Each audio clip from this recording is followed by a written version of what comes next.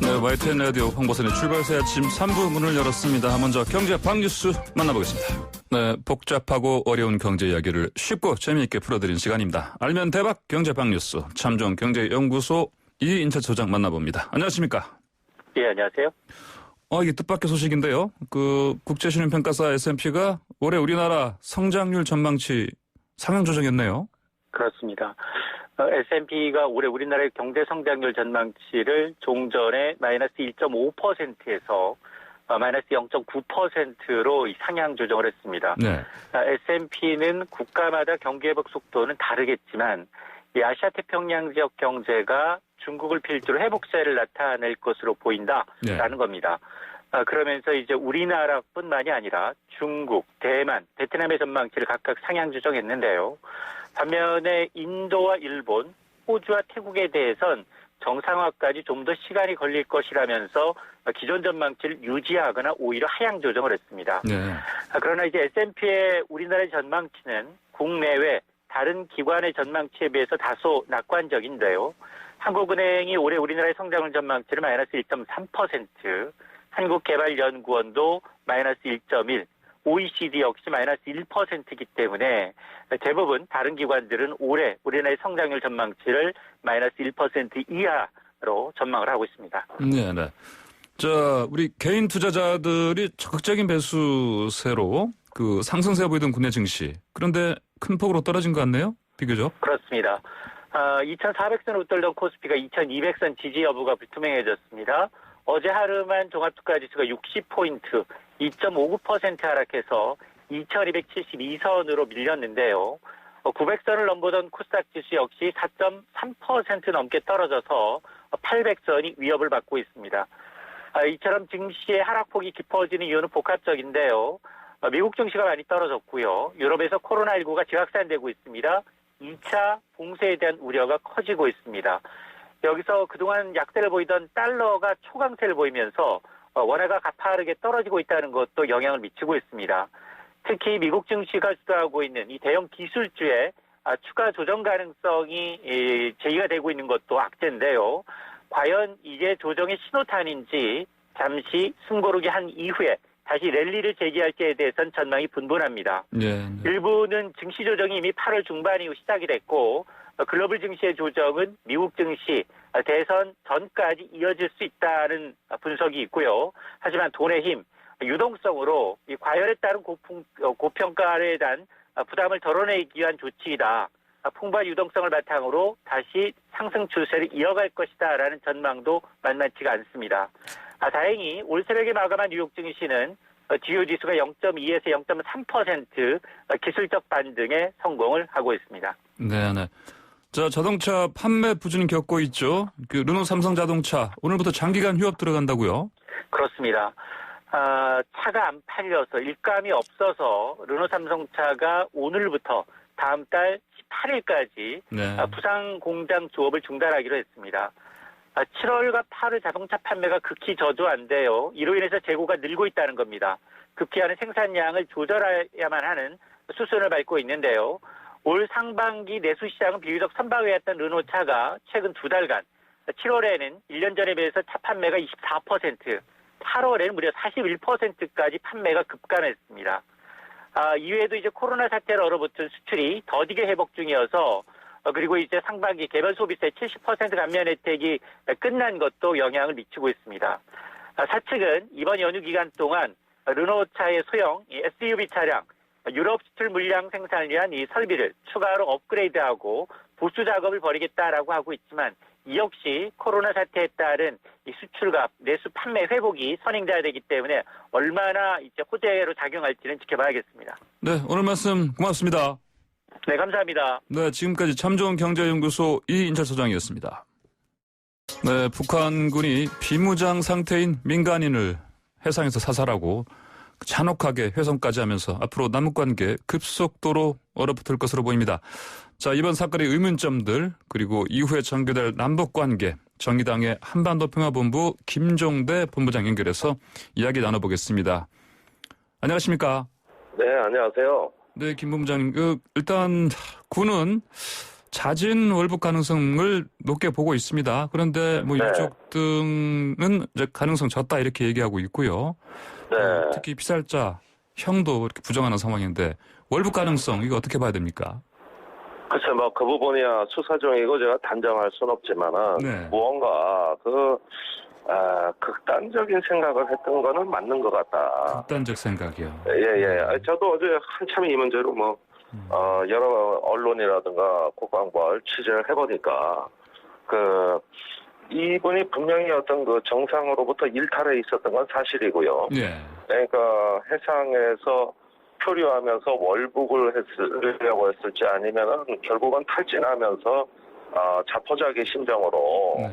어떤 해상에서 구조될 가능성을 거의 포기하는 상황으로 가는 자포자기 상황이 된 거 아닌지 네네. 뭐 이런 여러 가지 추정들은 지금 다 나오고 있고 예. 그런 면에서 분명히 신병에 대한 어떤 비관과 어떤 비정상성이 있었다는 건 맞습니다. 그런데 이걸 콕 집어서 월북이냐 네. 이렇게 얘기하기에는 저도 좀 망설여지긴 하네. 네네 그렇군요. 네. 자 그러면 북한이 이렇게 사살 후에 이게 시신 훼손까지 한 건 분명해 보입니다. 네. 그런데 만약에 월북 의사를 밝혔다면 더더욱이 이렇게 할 필요가 있었을까 이런 또 생각이 듭니다. 아니 뭐 참, 이거는 네, 도저히 이해가 가지 않는. 그야말로 네, 제가 뭐 남북 관계 한 30년 다뤘습니다만 네, 이렇게 충격적인 사건이 또 있었을까? 네. 그럴 정도로 아주 극단적인 만행이었고 이건 우리 국민에 대한 어떤 엄중한 도발이라고 생각이 되거든요. 네, 그런데 다만 두 가지 변수는 있었던 것 같아요. 두 가지 변수. 네, 예, 첫 번째는 북한이 방역에 대해서 엄청난 트라우마를 겪고 있다는 거. 반격 트라우마. 네, 그렇습니다. 그래서 한 번 방역이 뚫리면 국가가 무너진다. 뭐 이런 정도의 정서 위기감을 가지고 네, 아주 극단적인 방역 조치를 했다는 거. 그다음에 두 번째는 지난 7월에 김여정 담화입니다. 네. 앞으로 남측과의 관계를 대적 관계로 설정하겠다. 대적 관계. 네, 예, 그러니까 그때 남북 연락사무소 폭파시켜버리면서 우리 대한민국을 적으로 삼겠다 이래버렸단 말이죠. 예, 네, 가까스로 김정은 위원장이 말려가지고 더 추가 행동이 안 나왔지. 그때 아주 날선 적개심이 가득한 네네. 대남 메시지 이런 걸로 봤을 때 협력을 통해서 해결할 일도 안 하게 되는 네, 이런 어떤 정치적인 문제 변수들이 있어 보이거든요. 예, 그래서 이런 게 이번 사건이 아주 미묘한 시기에 터졌고 또 그런 방역과 어떤 대적 관계라고 하는 이런 두 가지 요인에 의해서 작동되다 보니까 북한도 처음부터 사살하려고 했던 게 아니라 네, 한 5시간 정도 수구일을 했던 것 같아요. 네, 네, 네. 예, 오후에 발견하고 밤에 공무원을 향해서 총을 쐈지 않습니까? 네. 그 시간에 5시간이 걸리는데 우리 군에서 신호 정보를 수집한 것 같습니다. 네, 그러니까 전파 통신 정보를 수집한 것 같은데 네, 이때 뭔가 북한 해군 사령부의 지휘 관계가 작동해서 네. 사살 명령으로 이어지게 되는 이 과정을 포착한 것 같습니다. 네. 자, 본부장님 지금 혹시 어디 계십니까? 소음이 조금 들립니다. 예, 죄송합니다. 이게 지하철 아니다. 그러시군요. 예, 조용한데 찾다 못 찾았습니다. 네. 사실 그러면 이제 바쁘신 와중에 인터뷰 해야 되니까 이렇게 지금 지하철 안에서도 하시는 것이죠? 네, 죄송합니다. 아닙니다. 자, 일단 감사드리고요. 예. 인터뷰 중 소음 관련해서는 청취자 여러분께 양해 부탁을 드리겠습니다. 지금 인터뷰하고 계시는 김 본부장께서 지금 지하철 안에서 하고 계시기 때문에 이런 상황을 좀 양해해 주시기 부탁드리겠습니다. 자, 다음 질문 드리겠습니다. 네, 6시간 남짓 가까이 되는 시간에 군이 실종자 행적을 알게 됐는데도 아무런 조치 취하지 않았다. 이런 비판도 나오고 있습니다. 군의 대응 문제 있다 이렇게 보십니까? 그러니까 북한이 설마 이렇게 나올 줄 몰랐다 그러면서 대응을 안 했다는 얘기인데 실제로 북한이 발견해서 신문하고 있다는 거 다 알고 있었고 예. 사후에 확인됐지만은 사살하고 방화해버린 것도 다 확인하고 있었고 이동안에 아무 조치가 없었어요. 예. 그런데 전문가들하고 의견을 나눠보면은 북한에다 공동 수색을 요청했었어야 된다. 네. 공동 수색. 공동 수색이요. 네. 예. 그러면서 우리 주민이 실종됐다는 사실을 북한에 적극적으로 알리고 귀환 요청, 공동 수색을 요청했더라면 네. 과연 저렇게 잔혹하게 처리했겠느냐. 이 부분이 가장 아쉬운 대목이에요. 그리고 우리가 적극적으로 수색하고 귀환시키겠다 이런 의지가 있으면은 옛날 같으면은 우리 측에 안내해 줬을 거거든요. 네. 왜 아무리 지금 특수한 상황이라 하더라도 그것은 그 우리 군이 방치했다는 책임, 정부가 무능했다는 거는 상당히 그 짚어봐도 마땅합니다. 그리고 일각에서는 그럼 한 라인이 없는데 어떻게 협조를 하냐 그러는데 예. 그냥 막 확성기로 질러대기도 합니다. 네. 그리고 육성으로도 어떨 때는 하고 네. 또 국제 공용 상선망을 통해서 하기도 하거든요. 네네. 여러 가지 수단을 뭐 판문점에서 또 접촉을 시도했을 수도 있는 거고 네네. 그렇죠. 이런 노력이 아무것도 없었어요. 두고두고 아쉬운 대목입니다. 예, 그러니까요. 북한 측에서도 아까 말씀하신 두 가지 변수가 있었고요. 이제 방역 트라우마, 그다음에 뭐 김여정 담화에 나타난 것처럼 그 남한에 대한 어떤 적대시하는 그런 분위기가 높아진 상황이고. 근데 거기다가 또 이제 우리 남측 우리 남한군에서는 이걸 뭐 거의 말씀하신 것처럼 방치했다. 이런 비판을 받을 수밖에 없는 상황이다. 이렇게 보시는 것이죠. 예, 만약에 적극적으로 대응했더라면 상황이 달라졌을 것으로 봅니다. 적극적으로 대응하지 못한 거 굉장히 아쉬운 부분이다. 이렇게 말씀해 주셨습니다. 그렇죠. 북한이 네. 5시간 동안 머뭇거리는 그 시간이 골든타임이었던 거죠. 예. 5시간이면 사실 그냥 상식적으로 봐도 그렇게 적지 않은 시간인데요. 네. 자, 이 문제 관련해서요. 이제 문재인 대통령의 어떤 유엔에서의 종전선언 관련해서도 또 논쟁이 됩니다. 예. 근데 하필 이 선언 이후에 피격 사실을 또 발표했습니다. 이런 어떤 시점상에 의문을 또 제기하는 사람들도 있거든요. 어떻게 보십니까? 발표 시기가 좀 늦었다는 데 대해서 이게 유엔 총회하고 관계가 된 것이냐. 네. 저는 뭐 어느 순간에 조율됐을 수도 있다고 생각해요. 그런데 그렇다고 유엔 총회에 사전에 녹화된 메시지를 안 내보낼 거냐. 네. 이거는 더 어려웠을 것이고. 예. 그래서 유엔 총회 연설이 있는 직후에 발표하게 된 것인데 네. 이 부분이 사실은 그럼 종전선언에 관한 제안을 하지 말고 뒤로 미뤘어야 되냐 이런 문제까지 파급돼서는 안 되는 거고 네. 그건 한반도의 평화담론이기 때문에 나가야 되는 거고 다만 발표 시기가 네. 뭔가 옛날의 다른 사건에 비해서는 이례적으로 늦었다. 이런 점에서는 좀 비판의 소지가 있다고 봅니다. 예. 만약에요, 아까 말씀하신 것처럼 우리 남측에서 대응이 계속 늦었었고, 그렇기 때문에 아무런 어떤 대응을 하지 않았기 때문에 이런 상황이 벌어진 것으로 보인다 말씀하셨는데, 만약 문 대통령이 좀 일찍 이를테면 상황 초기에 보고를 받았다. 그렇다면 이런 최악의 상황을 막을 수 있지 않을까? 이런 생각이 좀, 해볼 수 있을까? 어떻게 보십니까? 그러니까 이게 참 가슴 아픈 대목인데요. 예. 근데 잘 협조가 되던 남북 관계가 지금같이 교착이 돼가지고 어떤 그 협력의 노력도 못하는 분위기란 말이에요. 네네. 그런데 이게 얼마든지 인도적 차원의 협력은 할 수 있게 돼 있고 더 어려운 일도 남북 간에 처리한 전례가 많은데 미리 알고 대처했더라면 이런 네. 가정법이지만은 예. 정말 아쉬운 대목입니다. 제가 보기에는 실종됐을 때부터 북한에다가 공동 수색 요청을 했었어야 되고 네네. 이게 여의치 않다면은 그 발견된 다음이 문제인데 귀환 요구를 했었어야 되고 예.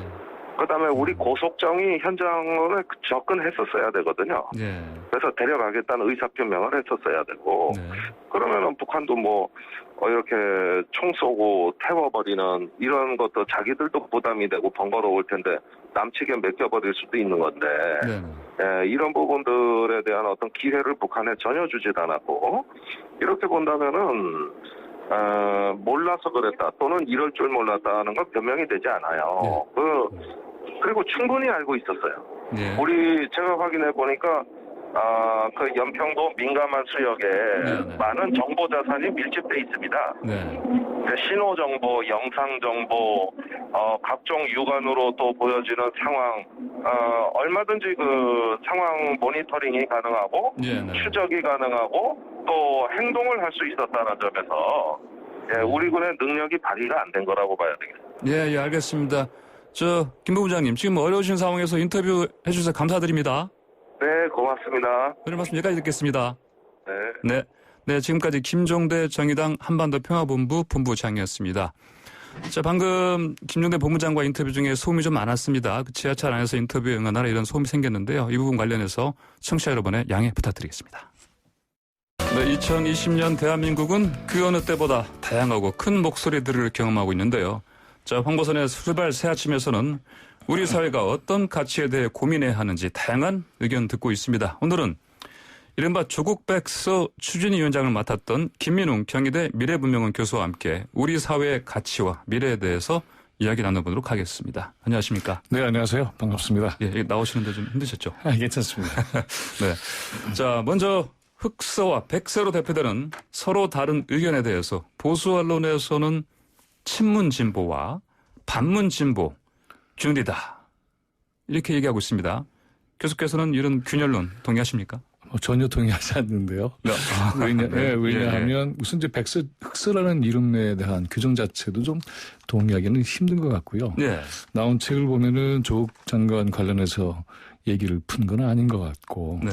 이거는 철저하게 백서라고 하는 형태를 가지고 있으니까 성격 자체는 대단히 다르고 네. 그다음에 뿐만이 아니라 이제 저희들은 이렇게 생각을 하죠. 민주주의의 진화라고 하는 것은 시민들의 각성과 그 시민들의 동력이 얼만큼 우리 사회를 변화시키는 것인가 이게 대단히 중요하죠. 네. 지식인이나 언론인이나 또는 각계각층 여러 가지 영향력 있는 분들의 역할도 대단히 중요하지만 그러나 보통의 시민들이 자기 목소리를 내고 그것이 한 사회의 방향을 설정해 나가는 이런 과정 네. 이것이 진보의 가장 중요한 가치다. 그리고는 그 안에서 우리 사회가 겪고 있는 불평등의 문제라든가 어떤 정치적인 적폐의 문제라든가 또는 부패의 문제라든가 뿐만이 아니라 최근에 우리가 경험하고 있는 한반도에서의 평화 문제를 어떤 방식으로 해결할 것인가. 그리고 이것은 단순히 남과 북의 문제만이 아니라 세계 정세 전체와 엮여 있기 때문에 그것까지 바라보는 세계 시민적 추진까지 생각이 가야 된다. 이럴 때 그걸 진보로 얘기할 수 있다고 보는 것이죠. 그러니까는 지금 얘기했던 진보의 균이라고 하는 것은 말하자면은 새로운 형태의 진보의 영토, 지평을 바라보는 사람들과 그렇지 못한 사람들의 어떤 결별 그리고 분리 네네. 그래서 새로운 어떤 진보의 탄생 이렇게 보는 것이 옳다고 봐요. 뭐 그러면 그 말씀은 이 진보도 네. 뭐 진짜 진보 아니면 제대로 되지 않은 뭐 진보 이렇게 그렇게 얘기하면은 이제 네. 잘못하면 폄하나 비난의 성격을 네. 가질 수 있기 때문에 네. 그것이 뭘 지향하고 있지라는 내용을 가지고 이제 생각하는 게 훨씬 나을 것 같아요. 이건 진짜 저건 가짜다 이렇게 네. 하는 것보다도 정말 우리 사회가 어디에서부터 고통을 받고 있지? 뭘 아파하고 있지? 그 아픈 사람들의 목소리를 듣고 있기는 한 거야? 네. 그리고 그것을 껴안고 가려고 하는 노력을 혼신을 다해서 하고 있을까? 이런 것이 보다 중요한 의지가 아닐까 해요. 검찰개혁이라고 하는 것도 보면은 바로 이것이 한국 사회의 어떤 이 권부가 네. 생겨나서 이게 이제 우리 사회의 어떤 이 방향을 비틀어가는 과정이 되게 된다면 그리고 그것이 거대한 대자본이나 어떤 언론 자본과 엮여서 정말 내야 될 목소리를 내지 못하게 만들고 있다고 한다면 이거는 누군가는 기소하고 누군가는 기소하지 않는 이런 형태의 어떤 특권 체제가 만들어진다면 모두에게 불행이죠. 그래서 이런 문제를 지적하고 극복해 나가는 실질적인 움직임을 보이는 것 이것이 진보 정치가 가야 될 길이 아닌가 이렇게 생각을 하게 되네요. 네, 그렇습니다. 자, 광화문에서 촛불 물결 이후 탄생한 정권입니다. 지금 정권이. 근데 쓴소리 좀 많습니다. 뭐 보수 진영에서 뭐 당연히 어떻게 보면 뭐 예고된 네. 부분도 있지만 이제 아까 말씀하신 것처럼 진보 진영 내부에서도 그런 소리 나오고 있습니다. 이유가 네. 뭐라고 보십니까?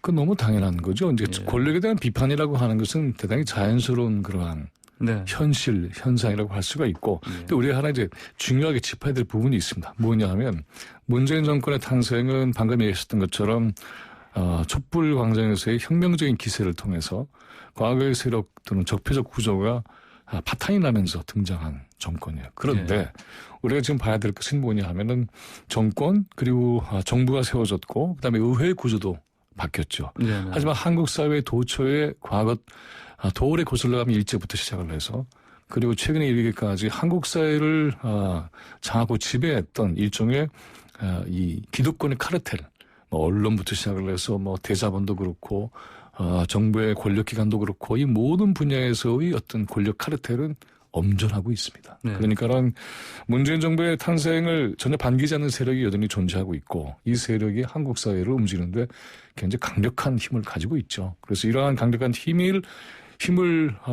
극복해 나가지 않으면은 그런 과거 역사에서 여전히 풀려나지 못한다. 이런 차원에서는 저는 문재인 정부의 등장과 그리고 이것이 갖고 있는 역사성을 저는 엄호해야 된다고 봐요. 그런데 비판은 바로 그런 이 방어 가운데에 문제가 있으면 당연히 비판해야 되는 것이죠. 그런데 최근에 벌어지고 있는 걸 보면은 비판이 아니라 비난이 과도해졌고 그 다음에 촛불혁명 이후에 등장한 그런 정부의 진로에 대해서 정확하게 얘기하고 있지 않다고 저는 봐요. 말하자면은 어떤 정부든 잘못도 있고 저 비판받을 대목도 있지만 이 비판이 말하자면 이때까지 자신들의 특권을 유지했던 세력을 도리어 지켜내기 위한 비판이라고 한다면 그것은 받아들일 수가 없습니다. 네, 수구적인 비판 이렇게 볼 수 있겠습니다. 그러니까 그 세력을 옹호하는 방식으로 비판이 되는 것은 곤란하죠. 왜냐하면 이것은 굉장히 중요한 정치적인 또 민주화 역사에서 매우 중요한 진전이 된 일종의 정치적 거점이고 시민들이 바라볼 수 있는 매우 중요한 어떤 형태의 본거지라고 할 수가 있어요. 이것이 흔들리게 되면은 그 안에 담겨져 있는 여러 가지 민주주의에 대한 지향점 이런 것들이 훼손되겠죠. 그래서 이것은 지켜내고 그런 가운데에서 도리어 진보 진영에서의 비판이 제대로 된다고 한다면 왜 이렇게 속도를 내고 적폐 구조를 분쇄해 나가지 못할까? 좀 더 역동성 있게 문제를 풀어야 되지 않아? 이런 비판은 저는 가능하다고 봐요. 그런데 만약에 그렇지 않고 이것이 이제 기존에 말하자면 특권을 유지했던 정치검찰의 문제를 단적으로 생각을 해봐도 정치검찰의 문제는 당연하게 척결돼야 되는 문제인데 이것을 마치 어떤 이 권력 정치의 한 현상처럼 얘기해버리고 있다고 한다면 그건 잘못된 비판이죠. 네. 자, 진보 진영 내부에 대립하는 의견이 나오게 된 계기가 뭐 조국 전 법무부 장관 사태 때 이게 생긴 것이다. 이런 분석들이 있습니다. 뭐 이제 그 당시에 특히 진보진영 내부에서 이제 이 정권을 비판한 쪽에서는 정권 당연한 정말 어떤 뭐랄까 도덕성 이런 부분에 대한 신뢰가 무너지고 있다 이런 얘기를 한 적이 있습니다. 자, 이런 의견들 어떻게 보십니까? 도덕성에 대한 논란은 뭐 당연히 제기될 수 있다고 저는 봐요. 그런데 이제 이게 문제가 됐던 건 뭐냐 하면 그런 차원에서 논의를 하고 또 당사자가 사과도 하고 그러면서 우리 사회를 어떤 식으로 구조적으로 협회해 나갈 것인가 이런 문제로 간다면 이건 굉장히 건강한 사회적 토론이 됐을 거예요.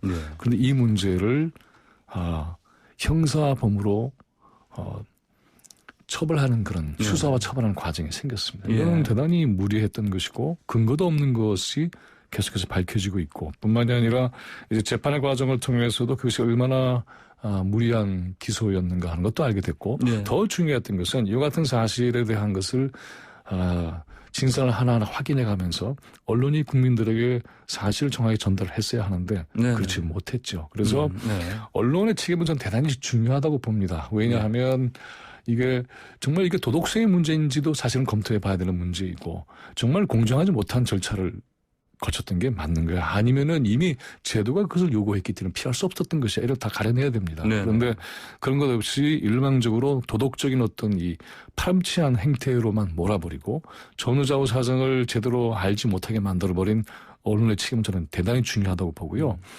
최근에 이제 재판 과정에서 확인되는 여러 가지 사실도 보도하고 있지 않습니다. 그리고는 명예훼손에 대한 것도 가령 예를 들어서 조국 전 장관의 경우에는 하나하나 지금 법적인 대응을 하고 있죠.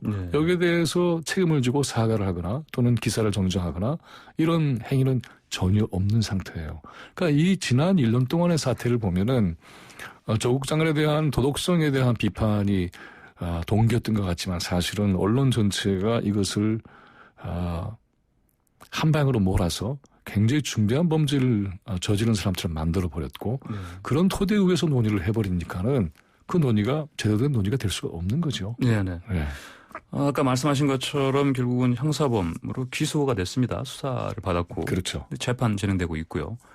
근데 재판 결과도 봐야 되지 않겠습니까, 그런데? 그렇죠. 네. 근데 보면은 지금 재판 결과는 최종적으로 나오겠죠. 네. 근데 중간 과정에서 보면은 이미 많은 것들이 무혐의 처리가 되고 있는 거잖아요. 그래서 조장할 동생의 경우도 6가지 혐의에서 1가지 혐의로 이렇게 됐지만은 그 5가지의 경우에서는 언론이 엄청나게 비난을 쏟아냈지만 사실은 근거가 없는 걸로 판명이 됐고 그다음에 정경심 교수의 경우에 있어서는 상대를 소환해 조사하지도 않은 상태로 공소시효가 다가왔기 때문에 할 수 없이 기소했다고 하지만 사실 그것도 진실이 아니었고 공소시효는 남아 있었던 것이고 그리고는 이제 기소 이후에 수사에서 확보한 물증들은 증거 능력이 없는 것은 뭐 대법원의 판결에서 나온 것인데 그런 형태로 몰아갔고 그리고는 표창장애 문제의 경우에 있어서 보면은 지금 현재 검찰의 어떤 입증 과정이 하나하나 무너지고 있는 상태이기 때문에 이것을 언론이 제대로 보도를 해야 하는데 보도하고 있지 않아요. 그리고 하루의 공판에 있어서도 보면은 하루 종일 공판이 일어나고 있다고 한다면은 전반부의 검사의 질문과 후반부의 변호인들의 반론이 균형 있게 소개가 돼서 이런 사태였구나. 전후 좌우의 사정은 이런 것이었네를 알게 하는 노력이 매우 소중한데 그렇지 않은 거죠. 네. 저는 이러한 언론의 이와 같은 일방적인 그런 또 검찰발의 뉴스를 만들어낸 사태는 대단히 위험하다고 봅니다. 우리 사회를 위해서. 어떤 한 진실을 규명할 때에 언론이 그런 진실의 규명을 위해서 치열하게 노력해야 하는데 그렇지 않다고 한다면 우리 사회가 어떤 사태를 정확하게 바라보는 데 있어서 눈을 잃게 돼버리는 것이죠. 네. 그래서 그런 점들은 눈을 잃게 만들고 그리고 나서는 어느 한 방으로 결론을 유도해버리게 된다면 언론이 저는 중대한 죄를 짓다고 저는 봅니다. 왜냐하면 이 재판의 과정도 보면은 법정에 가기 전에 언론이 이미 유죄 판결을 내려버리고 시작하는 경우가 굉장히 많죠. 저는 이렇게 되면 너무나 억울한 사람들을 많이 만들어내고 우리 사회의 진실을 진단하는 데 있어서 매우 중대한 어떤 이 난관을 자초하고 있다고 봅니다. 네, 알겠습니다. 특히 그 언론 보도에 대해서 따끔한 지적을 해주셨습니다. 특히 이제 이런 언론이 이미 어떤 규정해버린 사실 사물을 규정해버린 그런 상황 속에서 수사가 이루어지고 또 재판도 지금 진행되고 있다. 그러니까 사태를 바라보는 시각이 이미 결정돼 버리는 거죠. 네. 네. 그럼에도 불구하고 판사들이 또 재판을 하는 것이니까 그렇죠. 그 결과는 또 지켜봐야겠습니다. 당연하죠. 예. 그리고 지켜보는 것뿐만이 아니라 과정도 굉장히 중요해요. 그래서 과정에서 어떤 논란이 벌어지고 있는지 어떤 논의로 해서 사실이 규명되고 있는지 이것 또한 우리가 알아야 되죠. 그래서 사법의 판단이 언제나 명확하다고 얘기할 수는 우리는 없어요. 그것이 뒤집어지는 경험도 우리는 많이 하고 있기 때문에 그래서 우리 사회가 인식하는 방법 또 현재의 법이 인식하는 방법의 차이도 또 내용도 충분히 아는 것이 우리 사회의 어떤 역량을 발전시키는데 대단히 중요하다고 봅니다. 예, 알겠습니다. 자, 특히 뭐 조국 전 법무장관 관련해서도 그랬었고요. 또 요즘은 그 추미애 장관 아들 풍북 문제로 사실 또 젊은이들 사이에서 특히 공정이라는 부분 관련해서 굉장히 어떤 비판을 한 목소리가 높습니다. 그 과정도 보면은 사실관계가 정리가 된 거잖아요. 그래서 이런 것이 말하자면 병장회의 얘기까지 나올 정도로 이 언론의 왜곡이 아주 심각하다고 보고 어떤 경우에는 날조의 수준까지 가고 있는 게 아니냐 싶은 걱정까지 되는데 공정의 문제라고 하는 것도 가만히 보면은 이런 거라고 저는 봐요. 공정 이전에 불평등의 문제가 굉장히 중요합니다. 그런데 공정 문제를 제기하는 것은 매우 소중한 담론이기도 하지만은 그런 예를 들어 최근에 보면은 의사들의 진료 거부 행위, 파업이라는 형태로 보도가 됐지만은 사실은 이걸 보면은 의료 체계의 공공성이 굉장히 중요한 문제인데 그 공공성에 대한 것은 반대하는 상태로 자신들의 기득권을 지키는 것을 공정으로 이해하고 있다고 한다면 이건 대단히 심각한 담론의 왜곡입니다. 그래서 그 이전에 이 불평등한 사람 구조를 어떻게 혁파를 해야 되지? 대자본의 지배라고 하는 것이 정말 온당한 거야? 그리고는 골목길에 마트가 들어오는 것 또한 맞는 거야? 그리고는 이러한 형태로 해서 우리 사회에서 자기들의 목소리를 제대로 내지 못하는 사람들의 목소리를 정말 내주고 있는 거야?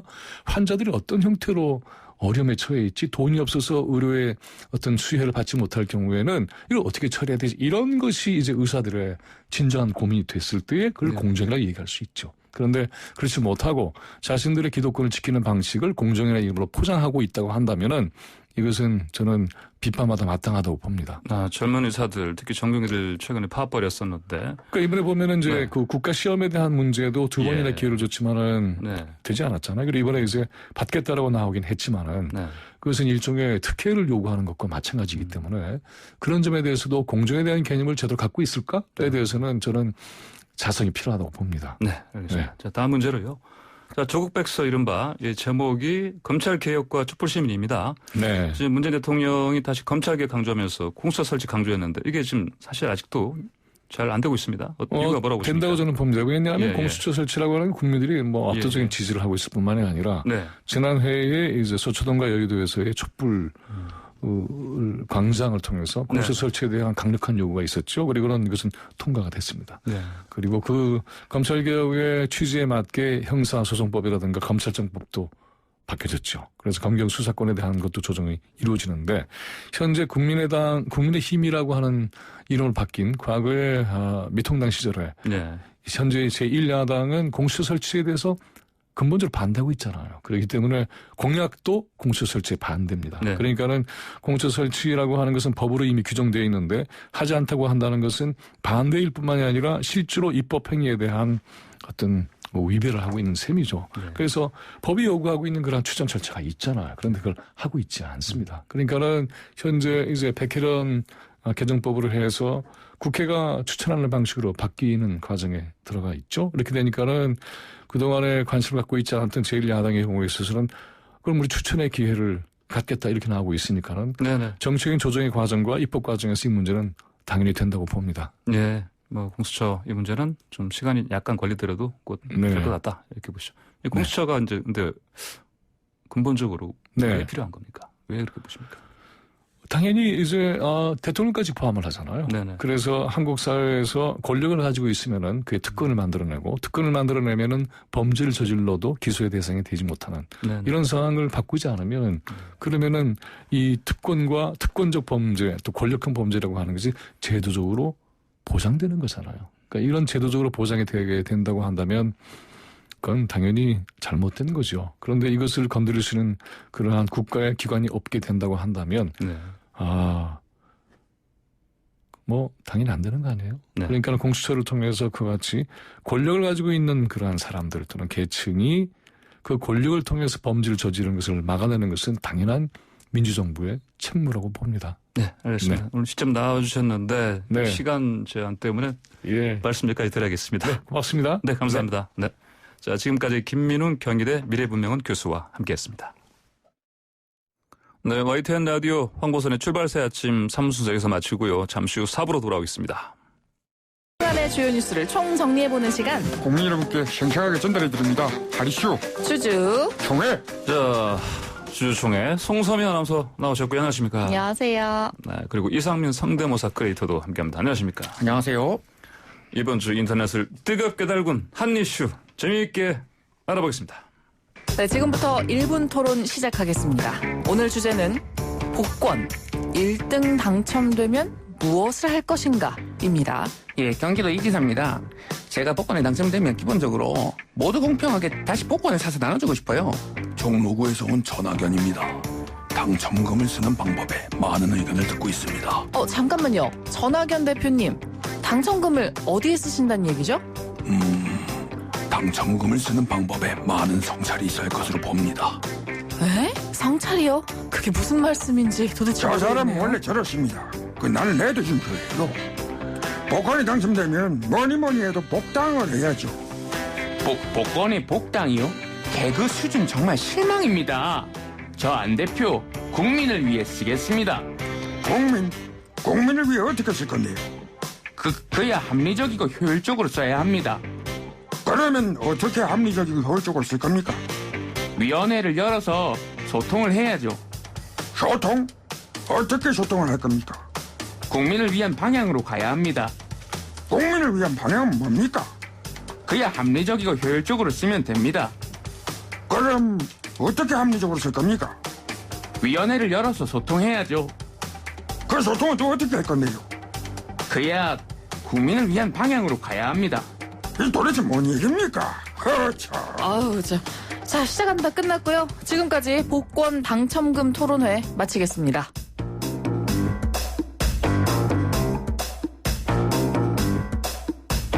네, 꽁트는 꽁트일 뿐이지만 참 재밌게 들었습니다. 복권 당첨 토론회. 네. 여러분이 등장했어요? 네. 오늘은 네. 온 힘을 쏟아서? 힘을 쏟아서 이제 이 지사님, 이재명 지사님하고 그러니까요. 이낙연 대표, 뭐 안철수, 홍준표 대표 이렇게 했습니다. 예. 지금까지 들어본 그 성대모사 가운데 이제 예. 거의 이제 정점에 달한 것 같아요. 이분들이 이제 대선에 나오시면 저는 이제 방송인으로서 어떤 그 위치에 오르지 않을까. 네, 그렇군요. 자, 그러면 복권 당첨 이거 가끔 두 분 하세요? 복권 하세요? 저는 5,000원짜리 자동 복권 한번 해봤어요. 한 번. 아. 여태까지 3번이요? 네. 저는 네. 매주 삽니다. 그래요? 정말요? 사면 기분이 좋아요. 네. 항정신성 약간 그런 약품처럼 사면은 약간 기분이 좋아서 근데 이제 떨어지는 날은 이제 그때부터 우울감에 시달리더라고요. 네. 아, 그래요? 네. 그럼 하지 마세요. 네. 근데 기분이 좋아요, 엄청. 당첨된 적 있어요? 저번 주에 됐습니다. 얼마? 5,000원. 네. 뭐야? 그래도 기분 좋아요. 그건 네. 당첨이라고 하시면 안 돼요. 네. 네. 네, 자, 그런데, 우리 또 1등 당첨자가 자신의 친구에게 네. 이 당첨금 빼앗겼다. 뭐 이런 얘기가 있다고요? 네. 무슨 당첨금이 얘기예요? 예. 워낙 크다 보니까. 아까 5,000원짜리 아니고? 네네. 네. 1등 정도 돼야 당첨금이 네네. 좀 크면 욕심이 나나 봐요. 사람이 네. 또 그런가 봐요. 그러니까요. 네. 이 글을 모르는 지적 장애인이 로또 1등에 당첨이 된 거예요. 근데 이 당첨금을 가로채서 땅과 건물을 챙긴 혐의로 60대 부부가 항소심에서 실형을 받고 법정 구속됐다는 소식이거든요. 친구 사이인 거죠, 그러니까? 네. 지인인데 지인의 이런 안타까운 상황을 악용을 한 거죠. 아하, 그래요? 아니 그럼 지적 장애가 있는 친구를 속였다는 건데. 네. 뭐 이게 구체적으로 어떤 식으로 했단 말이에요, 이게? 60대 부부가 식당 손님이었던 지적 장애인 B 씨와 10년간 알고 지냈대요. 10년간. 네. 단골 손님이네요. 그러니까요. 게다가 네. 10년이면은 서로에 대해서 속속들이 알고 있겠죠. 예. 지난 2016년에 B 씨로부터 15억 5천여만 원의 로또 1등에 당첨이 됐다라는 얘기를 들은 거예요. 아하. 그래서 이 부부가 글을 모르는 B 씨에게 충남 예산에 땅을 사서 건물을 짓고 식당을 같이 운영하자. 이렇게 약간 회유를 한 거죠. 예. 당첨금 중에 8억 8천여만 원을 송금을 받았고 이후에 이 A씨 부부가 실제로 땅을 사서 건물을 짓긴 했어요. 네. 그런데 그 소유권 등기를 본인들 명의로 한 거예요. 아하. 자기들 이름으로. 네. 거기다가 그중에 1억 원은 부부와 가족들이 개인적인 용도로 사용을 하고 예. 또 1억 5천만 원을 담보대출 받아서 임의로 사용하기까지 했습니다. 그냥 자기 돈처럼 써버린 거네요. 네. 그럼 이건 이제 결국 이 지인의 배신, 10년이니까 친구의 배신이라 할 수 있겠네요. 친구의 배신을 알게 된 이 장애인 B 씨 고소했죠? 네. 네. 뭐 이후에 사규죄로 고소를 했는데 1심 재판부가 무죄를 선고를 했어요. 무죄요? 네. 이해가 이게 안 가는데? 그렇죠. 예, 네. B 씨가 글을 읽을 줄은 모르지만 다른 사람에게 부탁해서 은행 업무를 보고 재물에 대한 소유 개념도 있다면서 네네. A 씨 부부의 유혹에 현혹될 만큼 판단 능력이 결여됐다고 보긴 힘들다라고 판단을 한 거죠. 한마디로 속은 게 아니다? 네. 그래요? 속았지만 속은 게 아닌? 무슨 말이에요, 이게? 네. 어쨌든 그럼 1심에서는 그랬어요. 그럼 1심 안 됐으니 또 항소까지 가지 않았겠어요? 네. 항소심에서는 어떻게 됐습니까? 다행히도 또 이제 그 무죄 판결이 뒤집히게 됐는데요. 네네. 지적장애인 3급인 B 씨의 지능지수가 58 정도인데 네네. 사회적 연령은 13세 수준이라고 해요. 네네. 그 대전고법이 그 B 씨의 심신장애 정도를 1심과 좀 다르게 판단을 했고요. 네. 일상에서 음식을 사 먹는 행위하고 거액을 들여서 부동산을 장만하는 행위는 전혀 다른 판단력을 필요로 한다면서 네. 고액의 재산상 거래 능력에 대해서는 정신기능에 장애가 있다라고 판시를 했고요. 그래서 원심을 파기하고 이 부부에게 징역 3년 그리고 3년 6개월의 실형을 선고한 뒤 법정 구속했습니다. 법정 구속했군요. 네, 뭐 10년지기 지적 장애인을 악용했다라고 판단을 한 거죠. 예, 원고인 지적장애인 B 씨가 그 13살 사회적 연령 수준을 가졌다고 판단하는 게 이제 항소심 판결의 핵심일 텐데, 만약 문재인 대통령이 이렇게 친구의 로또 당첨금 가로채서 자기 것인 것처럼 막 쓴 사람 알게 되면 어떤 말을 하셨을까요? 공기 또 사랑처럼 가장 그 소중한 것은 보이지 않는 법이죠. 그 로또보다 우정이 먼저다. 하하하. 네, 이러지 않으셨을 것 같아요. 그렇군요. 예, 간결하게. 예, 간결하게. 오늘은 멘트 간결하게. 좋네요. 도덕 선생님 같네요, 제가 갑자기. 예. 자, 다음 주제는 학교에서 피만 빼고 땀, 눈물 이런 거 흘린 일 뭡니까? 피땀 눈물. 뭔가 네, 이게? BTS 노래 같네요. 아, 그래요? 네. 자, 그럼 이게 저 얘기잖아요. 학교에서 그러면 뭐 체벌 이런 얘기 아니겠습니까? 두 분 혹시 맞아봤어요? 저는 체벌은 없었고 양말을 입에 물고 있었던 적이 한 번. 양말이요? 그건 학대 아닙니까? 학대. 저희가 요즘으로 봐서. 예, 양말의 길이가 정해져 있었거든요. 예. 제가 좀 예뻐 보이고 싶은 마음에 무릎까지 오는 반 스타킹을 신었다가 네. 당시에 또 이제 예. 그게 또 저희 노는 학생이셨나요? 예쁘잖아요. 네, 그런가요? 아, 그래요. 저는 옛날에 초등학교 때 대금으로 맞아본 적이 있어요. 그 대금? 국가 악기 중에. 네. 대금을 예. 불다 그러지는 않았어요. 부는 게 아니었고 선생님이 대금을 이렇게 툭툭 건들고 약간 다니시다가 마사지기처럼 가지고 다니시던 네. 선생님들이 있어요. 나와라 맞아, 그러면 맞아. 스쳐도 이게 피멍이 드는 거예요. 맞아, 그래가지고 기억난다. 아, 네. 대금을 이렇게 부는 용도가 아니고. 네, 그 앞에 그 예. 입구에다 다 뭘 막아 놓으시고 체벌용으로 이제 맞아, 두셨던. 맞아. 예. 그래요. 네. 이 체벌 이거 지금 어떤 상황 이거 하면 지금 안 되지 않습니까? 그렇죠. 네, 그렇죠.